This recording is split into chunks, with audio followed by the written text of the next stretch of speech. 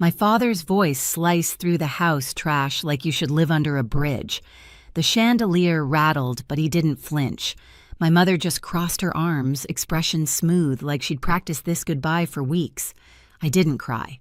I buttoned my gray blazer, grabbed my keys, and walked into the storm. They thought they'd thrown away a failure. What they really threw away was the woman who secretly owned everything they depended on. 3 weeks later, our family name hit every headline in town right under a photo I didn't take. And that was the night my phone started ringing, relentlessly. People always assumed the Hale family had everything figured out. The house on Ridgeview Hill gleamed like a magazine cover, polished floors, iron gates, perfect hedges, trimmed to military precision. From the outside, it looked like success, but on the inside, you could hear the silence, the kind that buzzes in your ears when people have nothing left to say to each other. Dinner was the same every night. My father sat at the head of the table, scrolling through his phone, talking to no one. My mother asked about his meetings, but never about me, and I learned to disappear. When I was a kid, I thought silence meant peace. Now I know it meant control. My father liked to remind me where I stood. You should be grateful, he'd say, cutting his steak with surgical precision. Not many girls get to learn business from their father. He didn't mean it as praise. He meant, remember who built this life you didn't. He ran Hale Capital, like it was his private kingdom, and I was just another employee with his last name. I came back from New York after years of grinding in finance, ready to help modernize the company. I brought clients, investors, and a plan to fix the sinking numbers. But every time I presented something, my father would smile thinly and say, "That's cute, Clara, but let the men handle the real deals." My mother never disagreed. She just poured more wine. Sometimes I wondered if she noticed the way her husband's company was rotting.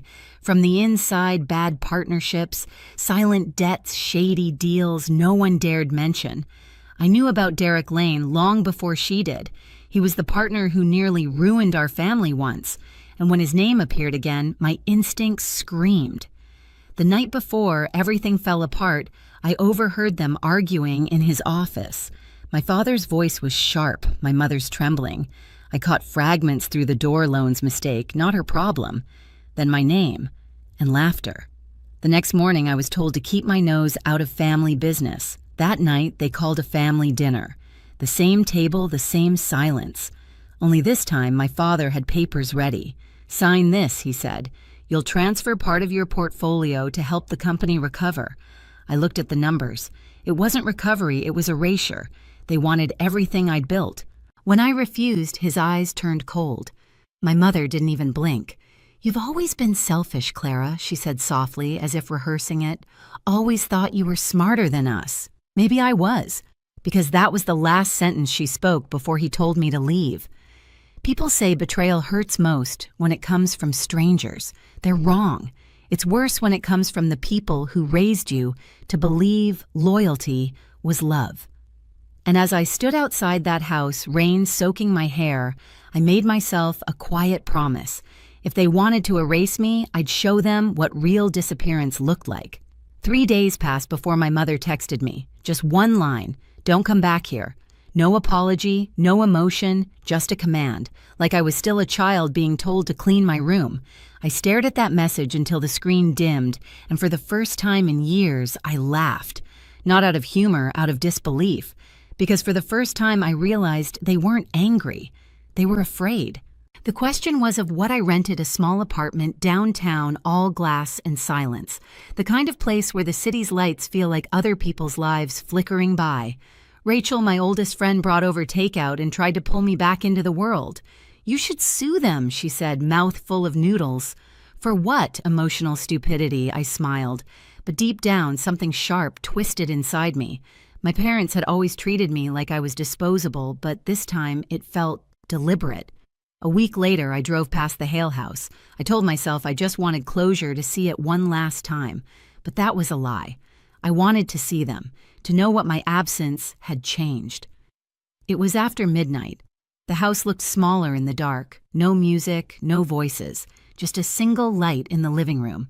I parked across the street and waited. At 12:17, a car pulled up. black tinted windows. A man got out, broad shoulders, expensive jacket. Not my father. He moved with the kind of confidence I recognized immediately, the kind that came from money and danger. My mother opened the door before he even knocked. She smiled at him, an easy, practiced smile that didn't belong to a guilty woman.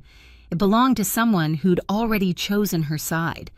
They talked for a minute before she reached out and touched his arm. It wasn't an accident. It was a promise. I felt something cold bloom in my chest. All those years of being the problem, the disappointment, the difficult one. And yet here she was, playing house with the man who'd once betrayed my father. I didn't take photos. I didn't need to. The image burned itself into my memory. The next morning, I opened my laptop. I still had access to Hale Capital's shared business account, and oversight maybe, or arrogance. Either way, it was a door left unlocked. I went through the phone bills, travel records, expense reports. One number kept repeating always after midnight. The same name. Derek Lane. I sat back, heart pounding but steady. The puzzle started to form, each piece darker than the last. My parents hadn't thrown me out because of money. They'd thrown me out because I was getting too close to their secret. For once, it wasn't my father's reputation on the line, it was my mother's. And she'd chosen to sacrifice me before he ever found out. I closed my laptop, the city humming below. The truth wasn't just ugly, it was alive. And I was going to let it breathe. I didn't rush. That's the thing about revenge. If you do it angry, you lose precision. So I waited. I let the truth stretch and thicken in the silence until it started to suffocate them on its own. The next week, I parked near my old neighborhood again. My father's car was gone, but the house still glowed like it had something to hide. Curtains always closed, lights flickering too late. My mother's routine had changed her car, leaving the driveway at odd hours, returning near dawn. Every night, Derek Lane's car followed the same pattern. Rachel called it obsession. "You can't keep watching them like this, Clara," she warned. "I'm not watching," I said. "I'm confirming." Every night, I took note of what changed. Who came? Who left? What time the porch light flicked off. The routine told me everything where the lies lived and how often they needed oxygen. When I finally made my move, it wasn't dramatic. I started with a single call to my father's assistant at the firm. I asked for old partnership documents under the pretense of helping him restructure debts. She hesitated but sent them anyway. Within an hour, I had proof, multiple shell accounts tied to Derek's name, all wired from Hale Capital money, quietly bleeding out of the company, while my father blamed me for irresponsible investments. It was almost poetic. The man who built his empire on control was losing it piece by piece thanks to the same person he'd once sworn to destroy. I compiled everything: financial statements, travel logs, security footage from the hotel Derek frequented. The concierge didn't ask questions when I requested the time-stamped receipts under my mother's name. Money buys silence. I just offered more. The deeper I went, the more everything aligned. The business's sudden losses, my mother's late-night calls, the reason I'd been thrown out before anyone could connect the dots. They hadn't cast me out to punish me. They'd erased me to protect her. When the folder was complete, it didn't look like revenge. It looked like closure. I printed every page, slid them into a black envelope, and sealed it with calm hands. On the front, I wrote one word: truth. Then I sent it to my father. I didn't include a note, not even my name. I didn't need to. He'd recognize the organization, the precision, the merciless neatness of every page. He'd know exactly who had done it. That night, thunder rolled in across the hills, the first rain since the day they threw me out. I poured myself a drink and sat by the window, watching the city blur underwater. Rachel called, her voice low. "You think he'll confront her? I think he'll finally see her," I said. "Then what?" Then I let the silence do what it does best, finish the story for me. Outside, lightning cracked, and for the first time in years, the storm didn't scare me. It sounded like justice warming up. He showed up 2 nights later. The rain was coming down in sheets, the kind that turned the streets into mirrors. I was sitting at my desk, the city skyline glowing behind me, when I heard the pounding on my door. Slow at first, then desperate. When I opened it, my father stood there, drenched, trembling, holding the black envelope I'd sent. His tie hung loose, his eyes red and hollow. For the first time in my life, he didn't look like the man who built an empire.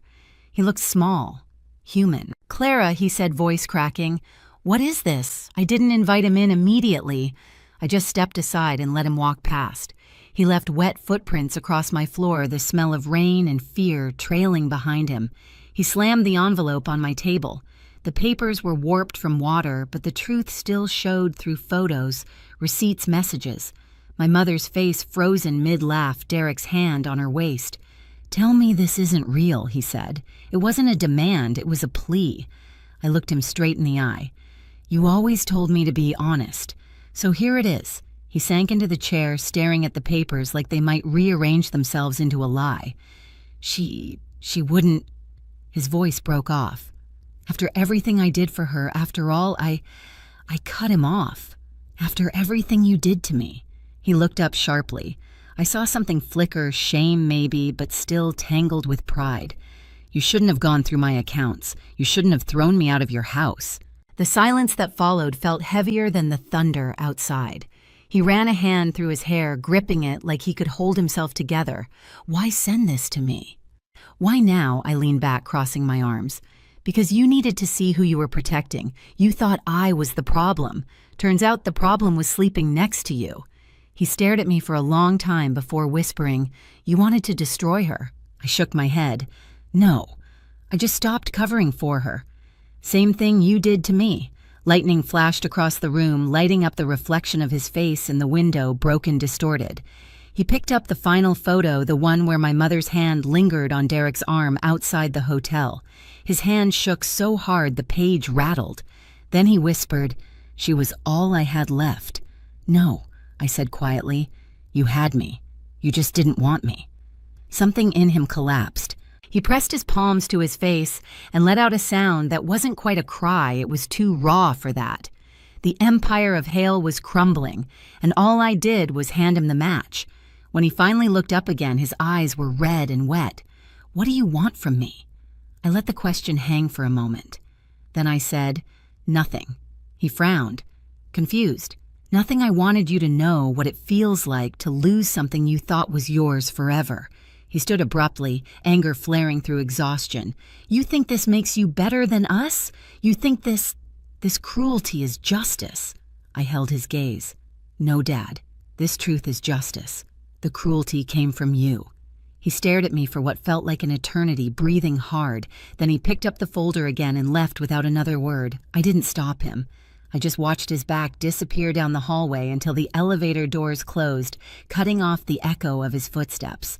When the door shut, the apartment was silent except for the sound of rain. I thought I'd feel triumphant. I didn't, because deep down, I knew what came next. 3 weeks passed before he called. His voice was different, quiet, stripped bare. "The house is empty," he said. "She's gone." Derek drained the accounts. "The board's collapsing. I can't fix it." He hesitated, then added, "Come home, Clara. Please, I need your help." I let the silence stretch. Long enough for him to hear what he'd taught me: power lives in patience. When I finally spoke, my tone was calm. "I don't live there anymore, Dad." He exhaled shakily. "I know, but we're family. We can rebuild." I almost laughed. "You already did that, remember? You rebuilt without me." He didn't answer. The only thing I heard was his breathing, shallow, unsteady. I imagined him sitting alone at that long dining table, surrounded by ghosts of the life he'd built out of pride. After the call ended, I opened my laptop and made a $1 transfer from one of my companies to his account. The memo line read, "For the man who taught me how to lose everything." I didn't block his number. I didn't need to. He never called again. Days turned into weeks. News of Hale Capital's downfall spread fast, investors pulling out lawsuits, piling up. My father's face disappeared from the business pages and reappeared in rumors instead. My mother was seen once leaving the city with a single suitcase. Derek's name vanished entirely like smoke.